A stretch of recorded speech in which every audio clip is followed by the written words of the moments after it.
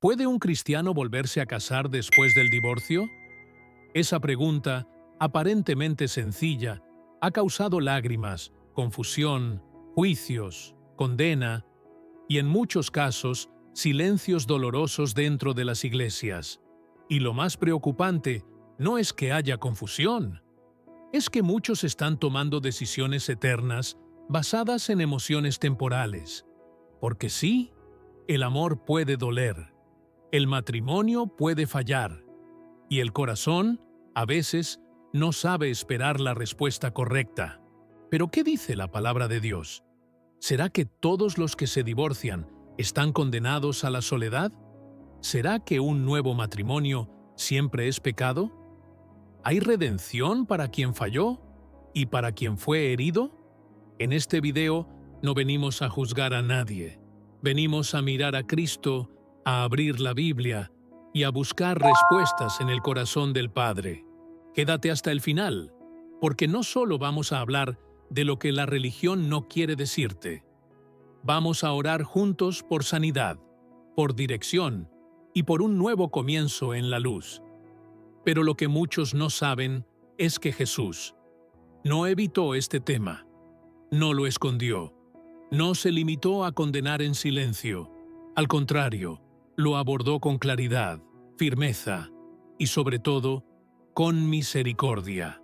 La conversación más directa que Jesús tuvo sobre el divorcio está registrada en el Evangelio de Mateo, capítulo 19. Los fariseos, como solían hacer, se acercaron a él, no para aprender, sino para ponerlo a prueba. ¿Es lícito que un hombre se divorcie de su esposa por cualquier causa? Le preguntaron, intentando atraparlo en un debate legal. Pero Jesús, con sabiduría divina, no se centró en los argumentos humanos, ni en los detalles legales. Fue más allá. Los llevó al principio de todo. Él respondió, ¿no han leído que en el principio el Creador los hizo hombre y mujer? Y añadió, por eso dejará el hombre a su padre y a su madre, y se unirá a su esposa, y los dos serán una sola carne. Así que ya no son dos, sino una sola carne. Por tanto, lo que Dios ha unido, que no lo separe el hombre. Mateo 19, 4-6. Y esto lo cambia todo, porque al llevarnos de vuelta al principio, Jesús nos muestra que el matrimonio no fue creado como una carga, sino como una expresión profunda del corazón del Creador. Dos vidas que se convierten en una sola, no por costumbre, sino por obra divina, no por conveniencia, sino por propósito. Sin embargo, Jesús no se detiene ahí. ¿Qué dice Dios sobre el divorcio? Dios no creó el matrimonio para que termine. El plan original era que fuera eterno. Jesús dijo en Mateo 19:6, así que no son ya más dos, sino una sola carne. Por tanto, lo que Dios juntó, no lo separe el hombre. Pero la verdad es que vivimos en un mundo quebrantado, y por causa del pecado, de la dureza del corazón y de elecciones equivocadas, las alianzas se rompen. Incluso Moisés permitió el divorcio por la dureza del corazón del pueblo. Mateo 19:8. Pero Jesús deja claro que ese no era el diseño original. Entonces, ¿hay situaciones en las que el divorcio es permitido por Dios?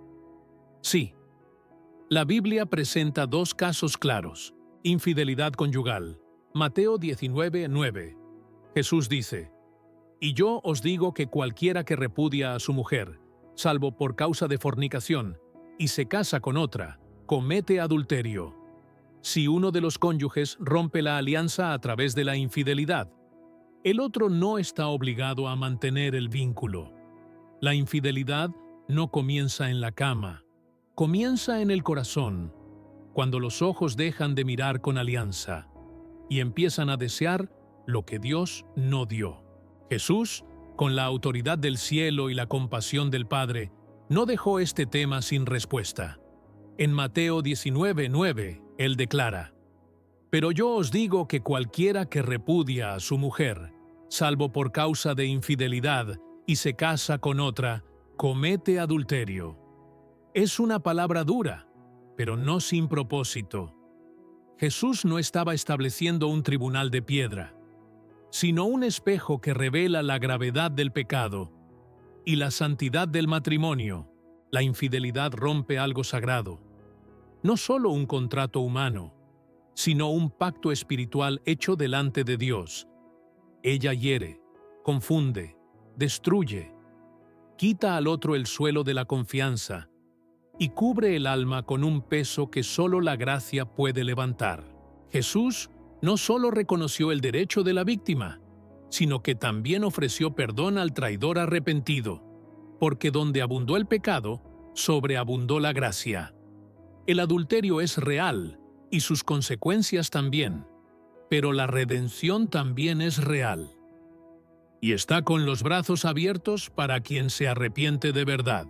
Lo que Dios unió fue para ser santo, fiel, eterno, pero si alguien falló, que no sea el fin, sino un nuevo comienzo a la sombra de la cruz. Abandono por parte de un incrédulo. 1 Corintios 7:15. Pablo enseña: pero si el incrédulo se separa, sepárese. Pues no está el hermano o la hermana sujeto a servidumbre en semejante caso. Cuando uno no quiere seguir y decide abandonar la relación, el otro no queda esclavizado. En estos dos casos, la palabra deja abierta la posibilidad del divorcio sin condenación. Pero atención, posibilidad no es obligación. El corazón de Dios siempre es la restauración, pero también respeta la decisión de cada uno. ¿Puedo volver a casarme y agradar a Dios? Esa pregunta corta como espada, porque detrás de ella hay miedo, esperanza, vergüenza y un deseo sincero de no volver a fallar. Y aquí está la verdad. No hay una sola respuesta para todos los casos, pero hay un principio que guía todo. Dios mira el corazón. O cuando el divorcio fue bíblico, el nuevo matrimonio es permitido. Si el divorcio ocurrió por infidelidad, Mateo 19:9, o abandono, 1 Corintios 7:15, la alianza fue rota legítimamente. En esos casos, el cristiano está libre para casarse de nuevo, en santidad, en oración y buscando una nueva historia en Dios. Pero atención, no es solo volver a casarse, es casarse en el Señor. 1 Corintios 7:39 dice: ella es libre para casarse con quien quiera, pero solo en el Señor. Cuando el divorcio no fue bíblico, el nuevo matrimonio exige arrepentimiento y discernimiento. Si la separación no tuvo fundamento bíblico, eso no significa condenación eterna. Pero sí exige tratar el corazón delante de Dios. No se trata de empezar de nuevo, como si nada hubiera pasado. Se trata de sanar primero y luego tomar decisiones desde la verdad. Dios puede restaurar, puede permitir un nuevo matrimonio, pero requiere arrepentimiento sincero, transformación y guía del Espíritu. La infidelidad no solo destruye una relación, rompe un espejo donde Dios reflejaba su alianza con el ser humano. El adulterio es traición, es la muerte de la confianza. Es la ruptura de una promesa hecha ante el altar, pero también ante el cielo. Jesús habló con claridad en Mateo 19:9. Y yo os digo que cualquiera que repudia a su mujer, salvo por causa de fornicación, y se casa con otra, comete adulterio, y el que se casa con la repudiada, también comete adulterio. Palabras duras, sí, pero no vacías. Jesús no vino a suavizar el pecado, sino a exponer la verdad, y al mismo tiempo a extender la mano de la gracia. No hablaba solo a los fariseos aquel día, hablaba a los corazones rotos, a los cónyuges traicionados, a los que fallaron, a los que viven en duda, en silencio, en temor. Y entonces, junto a esa enseñanza firme, encontramos a la mujer de Juan 8, sorprendida en el acto mismo del adulterio, arrastrada al centro del juicio, rodeada de piedras, y condena. Pero Jesús, aquel que tenía todo el derecho de acusar, se inclinó, escribió en el suelo, y luego se levantó y dijo: El que de vosotros esté sin pecado, sea el primero en arrojar la piedra. Uno por uno, se fueron todos, arrastrada al centro del juicio, rodeada de piedras, y condena. Pero Jesús, aquel que tenía todo el derecho de acusar, se inclinó, escribió en el suelo, y luego se levantó y dijo: El que de vosotros esté sin pecado, sea el primero en arrojar la piedra. Uno por uno, se fueron todos. Y cuando ella piensa que está sola para ser castigada, escucha la voz de la gracia: Mujer, ¿dónde están los que te acusaban? ¿Ninguno te condenó? Ni yo te condeno. Vete, y no peques más. Jesús no negó el pecado, pero tampoco negó el poder del perdón. El adulterio tiene consecuencias, heridas que no se borran con palabras. Pero el Evangelio es la historia de un Dios que ama aún así. En Oseas vemos a un profeta llamado a casarse con una mujer infiel. Dios estaba contando, a través de él, su propio dolor con su pueblo. ¿Y qué le dice? Ve, ama a una mujer amada por otro y adúltera, como el Señor ama a los hijos de Israel. Oseas 3:1. Amor que no se basa en el merecimiento, amor que busca, que restaura, que reconstruye. Y en 1 Corintios 7, el apóstol Pablo, guiado por el Espíritu, muestra que hay situaciones donde el vínculo puede romperse, pero nunca con ligereza y siempre con reverencia delante de Dios. El matrimonio es sagrado, la infidelidad es grave, pero ninguna historia termina fuera de la cruz. Si tú fuiste traicionado, Dios ve tu dolor. Él puede sanarte, sostenerte y renovarte. Si tú fallaste, hay perdón en el arrepentimiento verdadero, no para borrar el pasado, sino para escribir un nuevo futuro. El pecado hiere, pero la gracia cura. Y lo que parecía perdido puede volver a florecer.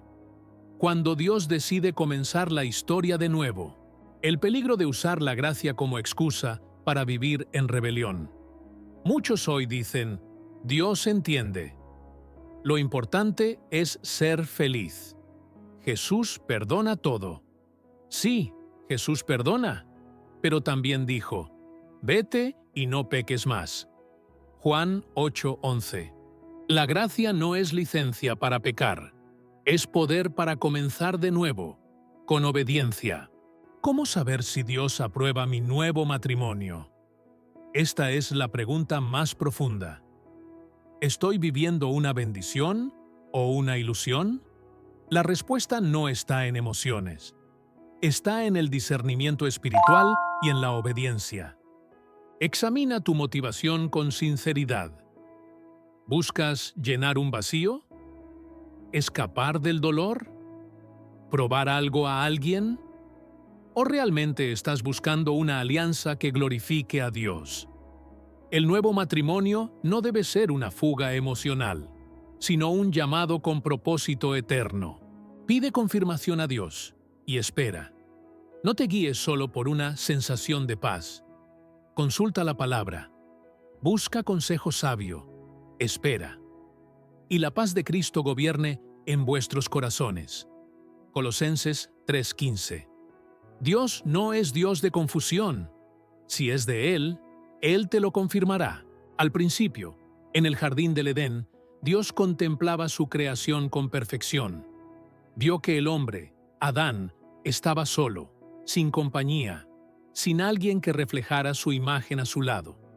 Entonces, con cuidado y amor, Dios formó a la mujer, Eva, a partir de la costilla de Adán, mostrando que ella sería su compañera, igual y complementaria. Y allí, en ese escenario de armonía y plenitud, Dios estableció un lazo profundo y sagrado. Por eso dejará el hombre a su padre y a su madre, y se unirá a su mujer, y serán una sola carne.